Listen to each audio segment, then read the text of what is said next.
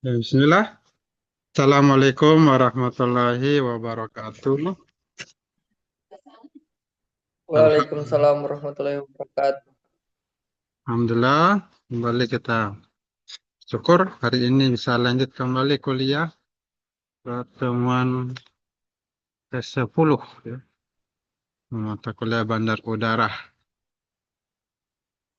Alhamdulillah, kita lanjut lagi pertemuan ke-10. Tidak lupa kita ucapkan salawat dan salam kepada Rasulullah SAW, keluarganya, para sahabat dan pengikutnya sampai akhir zaman. Nah, lanjut perkuliahan ke-10 berbasis kompetensi LMS ya, ada classroom dan juga karakter dan ke-10.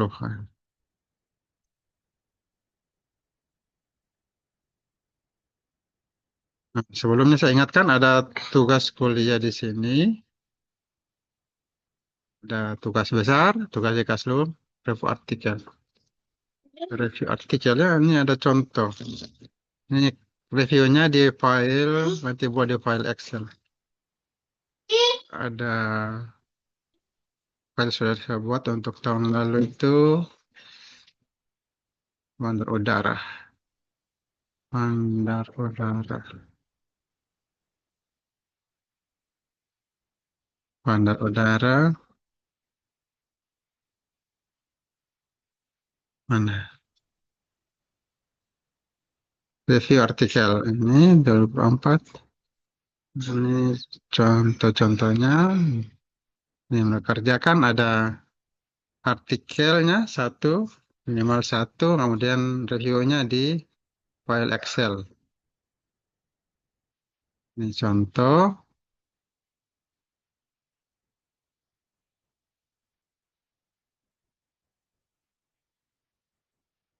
Nah, oh, kembali.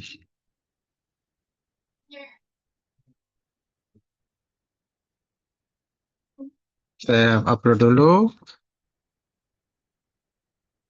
filenya supaya bisa dikerjakan ya pada tugas.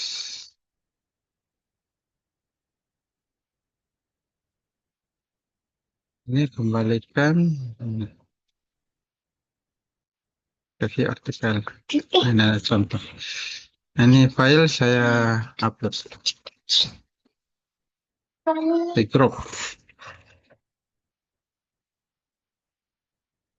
Gila. Ya, sudah masuk. Nah, ini tugas yang dikerjakan dengan review artikel. Anda tinggal mengisinya. Siapa yang menang? Abu-abu, biru, hijau, dan Filenya Excel. Dan masukkan nomor, ada 5 artikel bisa direview. Anda review. Dimasukkan namanya, penulis, judul artikelnya, dan metode, tahapan penelitiannya, apa. Tunggu sampai akhir, lalu kesimpulan. Kalau ada saran, bisa tambahkan saran. Jadi ini sudah ada contohnya, silakan dikerjakan. merah hijau.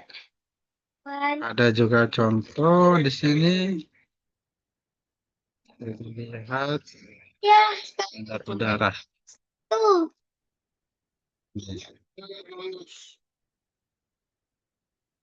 Artikel dari 2004. Oke, jangan. Ini di situ misalnya ada artikel tes pelayanan ini, salah satunya bisa dikirim, bisa juga lima-limanya. Ini salah satu. Hasil review artikelnya ini. Hasil reviewnya. 1, 2, 3, 4, 5. Nah, 5 artikel. Ya, di review. Ada yang hanya kesimpulan, ada yang sampai saran. Ya, nama, judul, metode, tahapan penelitian, kesimpulan saran. Nah, ini contohnya. Jadi, diharapkan sudah bisa dikerjakan. Filenya sudah saya kirim di grup WhatsApp ya. Nah, selanjutnya absen. Siapa yang hadir ini? Kenapa nggak biasa itu? Allah. Untuk apa itu? Kita kuliah bandar udara. Kalau mama lihat nih. Belum. Berapa NPM-nya ini? 22, Pak. Iya, iya, iya. Dua. Kelas B. Awas kata tidak. Saya tidak. Iya. Udah kan, Sos. Hah? Udah kan, Ya. Sos. Kenapa? Ada lagi? Kosong satu, Pak. Oh, 01. Mana? 29, Pak. 29. 46, Pak. 2901. Kelas A. 34, Ini. 34. 01. Ini bukan es krim ini. 29. Es krim ini. Iya, namanya. 34. 46, Pak. 46. 34. Pak, kenapa itu sampai nama merah itu, Pak, di phone? 26. Sesuai. Yang merah ini yang hadir pertama kali. Hadir pertama kali. Oh, oke, Pak. 46. Fadlilah, ya. Udah cukup. NPM 08, 19, Pak. 08. 08. Ya, Randa sudah. Ya, Saya, Gustan. Pak, NPM 19. 19. Ah, Tapi, hmm, boleh makan ini satu kali? 19. Boleh? Fadlan Amir. Ya. Boleh belajar dulu deh. Ya, kalau sudah, kita lanjut ini kuliah ini absen. Oh, absen ini 10 kuliahannya. Nih.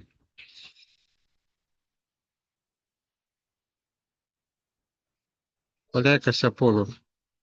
1, 2, bulan ke-10.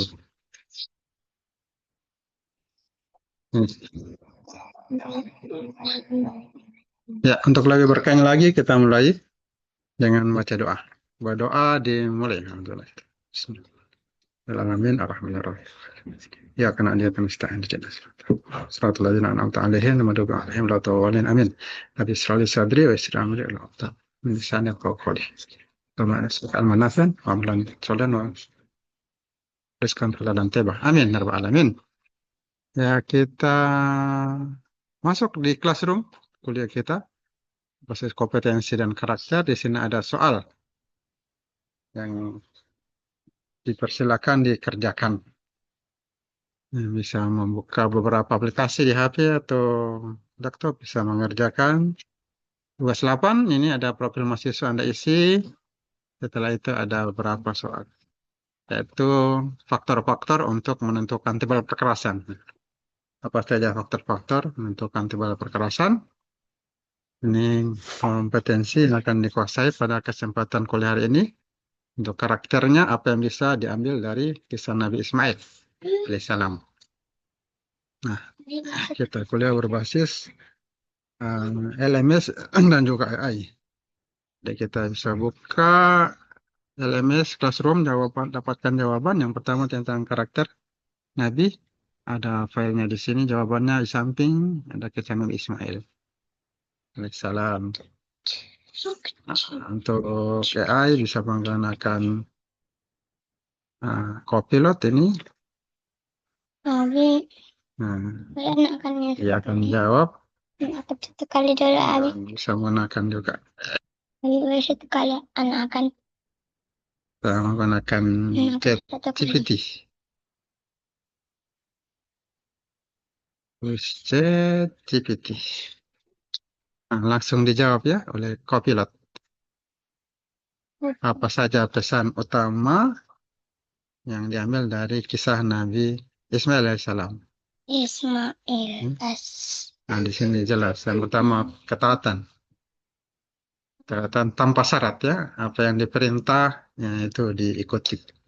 Kalau itu memang perintah, Bulan maka apa saja itu ditaati. Apa yang diperintahkan, taat dengan cara menjalankannya, mengamalkan. Taat pada larangan dengan cara meninggalkan apa yang dilarang. Ya. Mari kita terapkan. Perintah menghasilkan dua hukum. Ya, ada hukum wajib dan sunnah ya dalam Islam.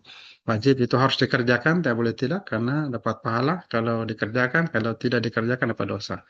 Sedangkan sunnah dapat pahala dikerjakan, kalau tidak dikerjakan tidak apa-apa. Jadi dianjurkan untuk dikerjakan.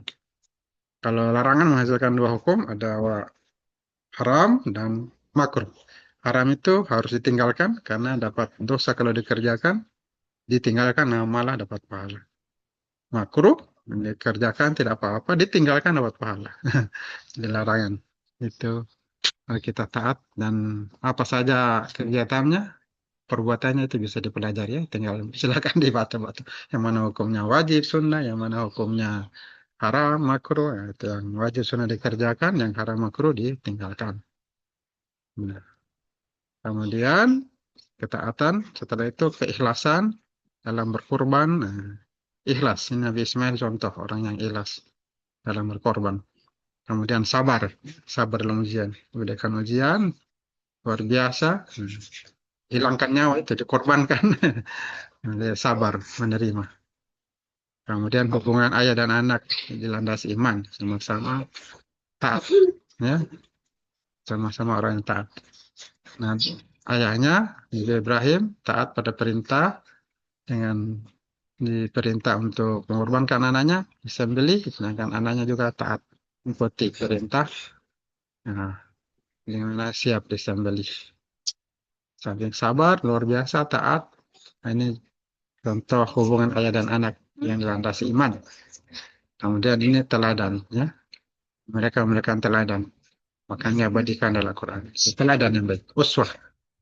Ini bisa kita akan menjadi orang yang memiliki bisa menjadi teladan yang lain. Teladan senior-senior, teladan bagi junior-junior.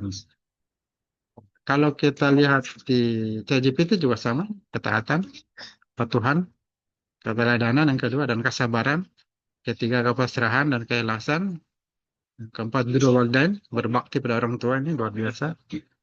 Nabi Ismail berbakti pada orang tua dan keteguhan dalam menjalankan amanah. Juga keyakinan bahwa Allah selalu memberi jalan keluar. Kemudian pentingnya doa dan tawakal, agar bersedia berkorban demi kebaikan yang lebih besar. Nah, ini kesimpulan, Nabi Ismail itu mengajarkan ketaatan, kesabaran, keikhlasan, pengorbanan, berbakti pada orang tua, tawakal, keyakinan yang penuh kepada Allah. Nah, ini saya share di grup. Wow. Wow. Pelajaran karakter dan bisa kita ambil dari AI. Wow. Ini kalau dari LMS Classroom. Ini kisahnya Anda bisa baca, silakan dibaca. Saya memberikan panduan saja. Ringkas kuliahnya. Tentang kisahnya silakan dibaca sendiri. Ini kalau kita mau ambil hikmah dari LMS ini Classroom, yaitu mahasiswa selalu bersabar, tidak mengeluh dalam keadaan apapun. Apa? Kemudian mahasiswa mau membantu orang tua, mandiri, dan terakhir mahasiswa berbicara dengan santun pada orang tua. Bisa mengatakan, harus santun berbicara dengan orang tua. Itu jawaban bisa didapatkan dari pertanyaannya. Mama. Kemudian pertanyaan berikutnya adalah pendidikan kompetensi kita tentang menentukan tebal perkerasan. Nah, bagaimana menentukan tebal perkerasan? Di Classroom ada file-filenya. Rancangan tebal perkerasan ini ada 1, 2 file, Boleh. maka 3 file. Ini video kuliahnya Kan itu. pernah saya rekam. Ada materi tambahan aspek lingkungan, benar ya. Boleh. Salah satunya bisa diklik ini metode Arto. Sampai menunggu, Boleh. saya tanyakan ke AI. Biasa makan. Copilot.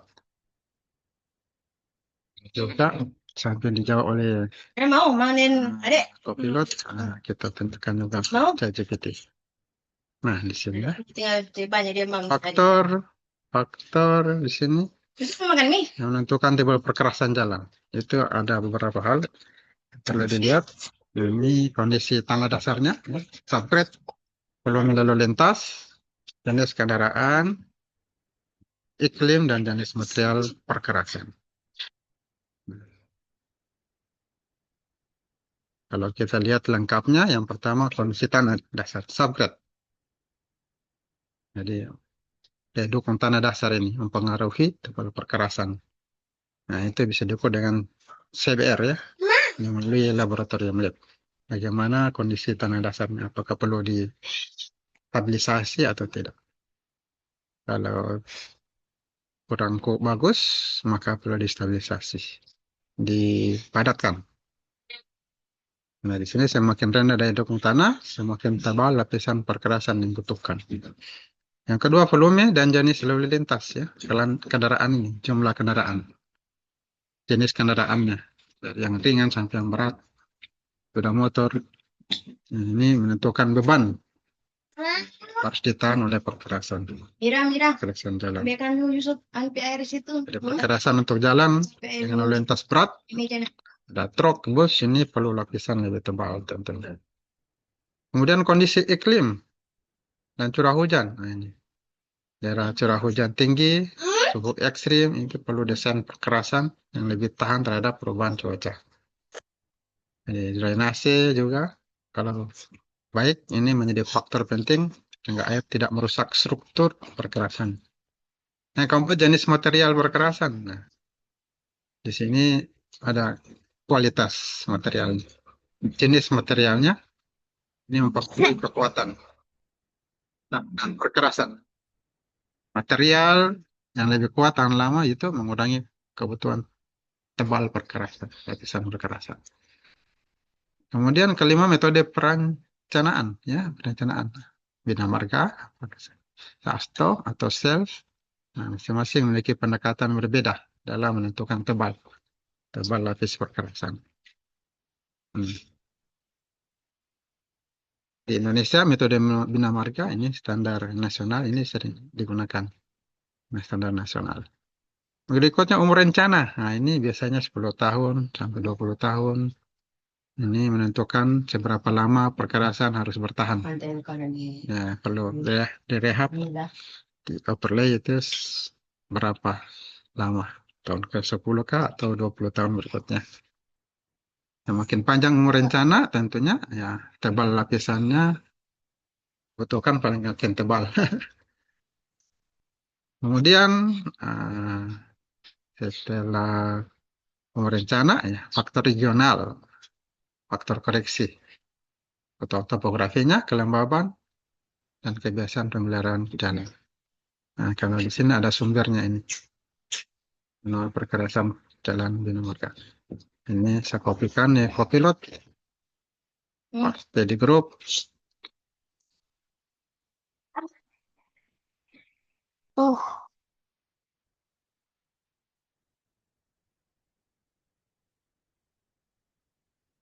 Nah, sudah. Aduh, wow. Satu jawabannya silakan dipilih, bisa di kelas dulu, bisa menggunakan AI ya untuk menjawab pertanyaan.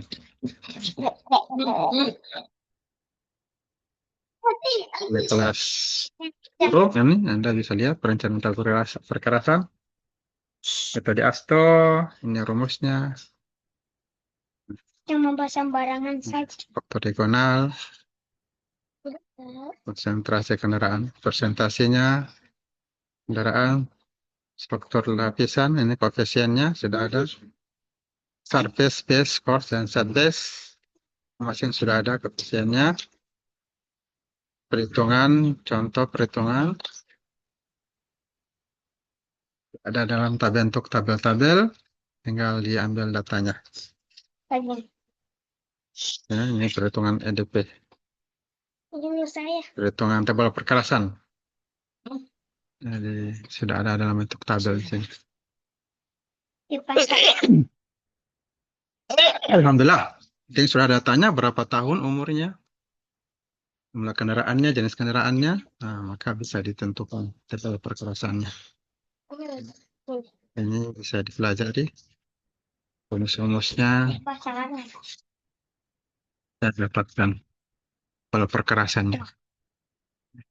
D1 2,4, 2 D3.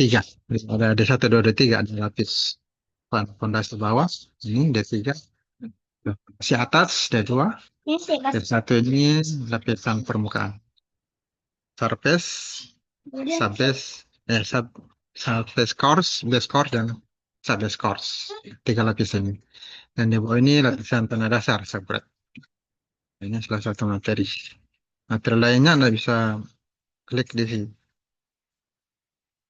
Linknya Anda bisa dapat. Ini metode Al-Nasr. Ya. Tebal perkerasan kaku. Itu Al-Nasr. Umur rencana bukan cuma 20 tahun, bisa sampai 40 tahun. Ini lebih kuat ya, lebih lama. Karena betul. Bahan ikatnya semen. Biasanya rata-rata 30 tahun dirancang. Jadi ini data-datanya. Perkerasan.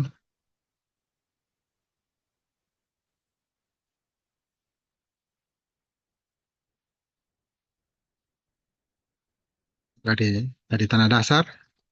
Dirancang. Kekuatan betonnya.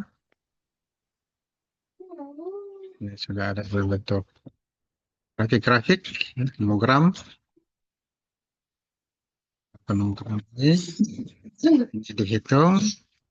Volume lalu lintasnya dihitung. Kendaraannya, sumbunya dihitung. Kendaraan yang lewat di atasnya. Ini perhitungannya.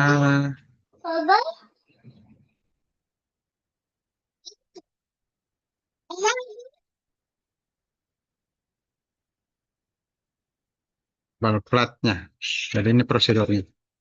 Jadi itu plat.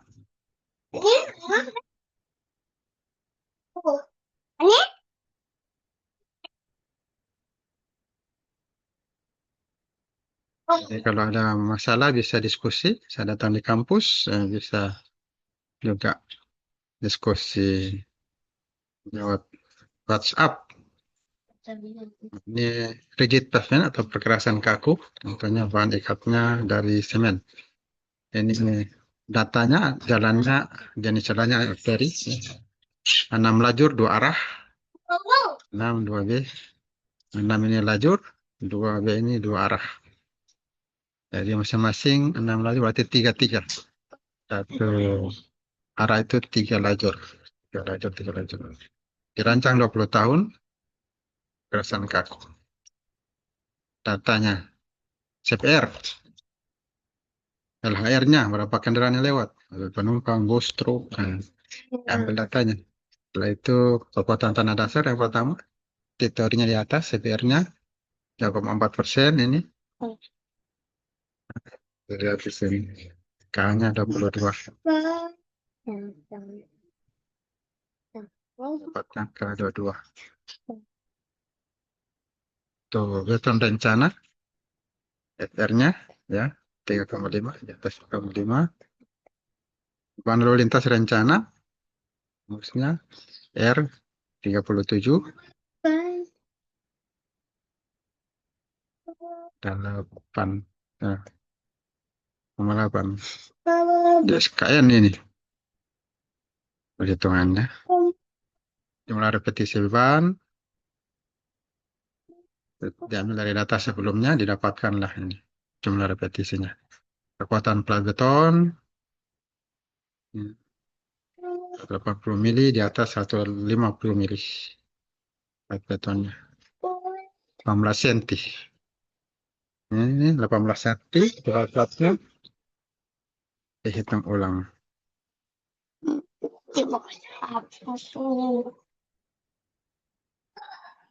Jumlah fatik. Dihitung lagi 20 cm. Tadi 18 cm, ini lagi dicoba lagi 20 cm. Masih kurang tebal. Kontrol masih kurang tebal. 22 cm lagi, coba. Tebal ke 22 cm. Oke. Teman dilihat dari tabel terpenuhi, maka 22 cm itu memenuhi syarat. Gramnya ambil dari tabel gram grafik ya, grafik. Jadi kesimpulannya dapat 22. Nah, itu kita ambil dari materi yang ada. Jadi perhitungannya langsung konkret ya, menghitung tebal perkerasan. Ada juga materi lain, silakan dibaca. Ini materi tambahan aspek lingkungan. Ya, demikian kuliah kita. Panduan kuliah kita hari ini. Silakan dikerjakan tugasnya. Lanjut kerja tugas. Sudah ada tugas. Ya, jadi saya akhiri panduan kuliah kali ini. Ucapkan alhamdulillah. Alhamdulillah alamin. Assalamualaikum warahmatullahi wabarakatuh. Waalaikumsalam warahmatullahi wabarakatuh.